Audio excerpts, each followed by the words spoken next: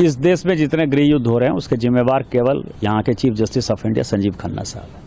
Hello viewers, तो ये views the BJP MP Nishikant Dubey के हैं, जिनकी वजह से सुप्रीम कोर्ट और पॉलिटिक्स के बीच एक और कंट्रोवर्सी काफी गर्म हो गई है और वापस से एग्जीक्यूटिव और जुडिशरी एक हाई लेवल टसल में दिखी है। बीजेपी के एमपी निशिकांत दुबे ने सुप्रीम कोर्ट और chief justice of India Sanjeev Khanna पर जो कमेंट्स दिए हैं, उन्होंने पॉलिटिकल टेम्परेचर को बढ़ा दिया है और शायद लीगल कंसिक्वेंसेस भी। क्या उनके खिलाफ सुप्रीम कोर्ट एक एक्शन लेने वाली है और क्या उन्हें बीजेपी ने सपोर्ट किया है, ये सब इस वीडियो में देखेंगे, तो वीडियो को एंड तक जरूर देखिए। And welcome back to law Chakra. अब सीन कुछ ऐसा है कि वक्फ अमेंडमेंट एक्ट के खिलाफ जो केस चल रहा है सुप्रीम कोर्ट में, उसमें सेंटर ने कोर्ट को एश्योरेंस दिया था कि वो कुछ कंटेंशियस प्रोविजंस अभी इम्प्लीमेंट नहीं करेगा, at least till the next hearing. But इस डेवलपमेंट के बाद दुबे जी ने सुप्रीम कोर्ट के खिलाफ एक शार्प अटैक लॉन्च कर दिया और उनके खिलाफ भी जो इस एक्ट के खिलाफ दिखे हैं। पहले तो उन्होंने former chief election commissioner SY Qureshi को फटकारा है, जहां कुरैशी ने वक्फ अमेंडमेंट एक्ट को ब्लेटेंट ईविल कहा था और इसके बदले में एक ट्वीट करते हुए निशिकांत दुबे ने स्टेट किया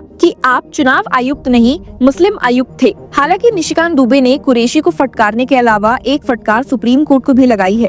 उन्होंने कहा है कि अगर लॉज बनाना सुप्रीम कोर्ट का काम है तो पार्लियामेंट और स्टेट असेंबलीज को बंद ही कर दो। और इससे भी आगे बढ़कर उन्होंने chief justice of India Sanjeev Khanna को सिविल वॉर के लिए जिम्मेदार बता दिया। क्या कहा है निशिकांत दुबे ने सुप्रीम कोर्ट के खिलाफ, चलिए सुनते हैं।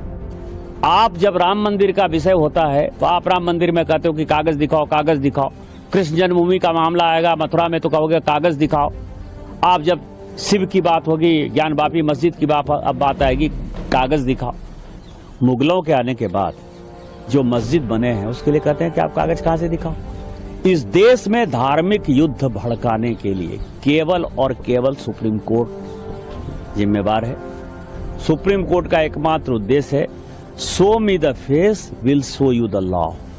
सुप्रीम कोर्ट अपनी सीमा से बाहर जा रहा है। सुप्रीम कोर्ट की सीमा यह है कि भारत का संविधान जिस कानून को बनाया उस कानून की उसको व्याख्या करनी है और यदि वो व्याख्या नहीं कर सकती है और सब कुछ के लिए सुप्रीम कोर्ट जाना है, इस संसद का कोई मतलब नहीं है, विधानसभा का कोई मतलब नहीं है, उसको बंद कर देना। ये कमेंट्स इतने प्रोवोकेटिव थे कि अब एक supreme court lawyer Anas Tanwar ने अटॉर्नी जनरल R वेंकटरमणी को एक लेटर लिखा है ताकि क्रिमिनल कंटेम्प्ट प्रोसीडिंग्स इनिशिएट की जा सके दुबे जी के खिलाफ। लेटर में लिखा गया है कि मिस्टर दुबे के स्टेटमेंट्स ग्रॉसली स्कैंडलस है, जो सुप्रीम कोर्ट की डिग्निटी और अथॉरिटी को अंडरमाइन करते हैं। एडवोकेट तनवीर ने कंटेम्प्ट ऑफ कोर्ट एक्ट 1971 और सुप्रीम कोर्ट के कंटेम्प्ट रूल्स के रेफरेंस देते हुए अटॉर्नी जनरल R वेंकटरमणी से परमिशन मांगी है टू मूव फॉरवर्ड और इसके बाद बीजेपी ने तुरंत डिस्टेंसिंग का रास्ता अपनाया। बीजेपी प्रेसिडेंट JP नड्डा ने क्लियर कर दिया कि निशिकांत दुबे के व्यूज पार्टी के नहीं है बल्कि उनके पर्सनल ओपिनियंस हैं। नड्डा जी ने ये भी कहा है कि उन्होंने पार्टी के सभी लीडर्स को इंस्ट्रक्शंस दिया है जुडिशरी के खिलाफ ऐसे स्टेटमेंट्स को अवॉइड करने के लिए। हिमंता विश्वा शर्मा ने ट्विटर पर एक डिटेल पोस्ट डाली जिसमें बीजेपी की जुडिशरी के प्रति कमिटमेंट को रीअसर्ट किया गया। उन्होंने कहा कि बीजेपी जुडिशरी की इंडिपेंडेंस और डिग्निटी को हमेशा अपहोल्ड करती आई है और दुबे के रिमार्क्स उनके पर्सनल व्यूज हैं। लेकिन यहीं पे एक ट्विस्ट आता है। बीजेपी लीडर और असम के चीफ मिनिस्टर हिमंता विश्वा शर्मा ने कांग्रेस पार्टी पर भी अटैक लॉन्च किया, कहकर कि कांग्रेस ने पहले भी कई बार जुडिशरी को पब्लिकली टारगेट किया है जब डिसीजंस उनके पॉलिटिकल इंटरेस्ट के फेवर में नहीं होते। ही stated, while the BJP maintains this principled position, it is pertinent to examine the Congress party's historical interactions with the judiciary. The Congress has on multiple occasions publicly criticized esteemed members of the judiciary. यहाँ पर ये tweet खत्म नहीं हुआ बल्कि examples भी दिए गए, जैसे कि जस्टिस दीपक मिश्रा के खिलाफ impeachment motion, justice Ranjan Gogoi पर अयोध्या वर्डिक्ट के बाद क्रिटिसिज्म, जस्टिस अरुण मिश्रा के डिसीजंस को लेकर उनके एग्जीक्यूटिव से प्रॉक्सिमिटी के क्वेश्चंस, जस्टिस DY चंद्रचूड़ को उनके बोल्ड इंटरप्रिटेशंस के लिए स्क्रूटनी का सामना करना और जस्टिस अब्दुल नाजीर के गवर्नर अपॉइंटमेंट को लेकर भी क्वेश्चंस उठाना। उनका कहना है कि जुडिशरी का रिस्पेक्ट सेलेक्टिव नहीं होना चाहिए, सिर्फ तब क्रिटिसाइज करना जब डिसीजंस पसंद ना आए, ये डेमोक्रेसी के लिए डेंजरस प्रेसिडेंट है। उनका मैसेज क्लियर है, रिस्पेक्ट जुडिशरी कंसिस्टेंटली, चाहे जजमेंट पसंद आए या फिर नहीं। पर बीजेपी MP दुबे ने एक और भी क्या बातें सुप्रीम कोर्ट के खिलाफ बोली है, चलिए सुन लेते हैं। ने ट्वीट करते हुए लिखा है कि अगर सुप्रीम कोर्ट ही अगर कोर्ट से ही सारे कानून बनेंगे तो कहीं ना कहीं पार्लियामेंट के दरवाजे बंद कर देने चाहिए, बंद हो जाने चाहिए ना। मैं आपको बताऊं कि एक आर्टिकल 377 था जिसमें होमोसेक्सुअलिटी जो है एक बड़ा अपराध था। अभी ट्रम्प एडमिनिस्ट्रेशन आया है, उसने क्या कहा है? उसने कहा है कि इस दुनिया में दो ही सेक्स है, या तो मेल है या तो फीमेल है। ट्रांसजेंडर की उसने बात नहीं कही, होमोसेक्सुअलिटी की बात नहीं कही। पूरी क्रिश्चियन कम्युनिटी हो, पूरी हिंदू कम्युनिटी हो, पूरी मुस्लिम कम्युनिटी हो, पूरी बुद्ध हो, जैन हो, सिख हो, सभी ये मानते हैं कि होमोसेक्सुअलिटी एक अपराध है। सुप्रीम कोर्ट ने वन फाइन मॉर्निंग कहा कि नहीं, ये केस हम एबॉलिश करते हैं, ये आर्टिकल एबॉलिश करते हैं।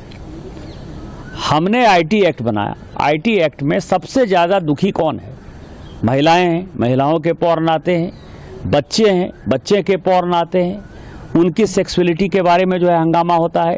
एक दिन सुप्रीम कोर्ट खड़ा होता है, वो कहता है 66 से ख़त्म कर दिया हमने, आईटी एक्ट ख़त्म कर दिया। अभी आप समझिए, मैंने आर्टिकल 141 का बहुत बड़ा जो है अध्ययन किया है।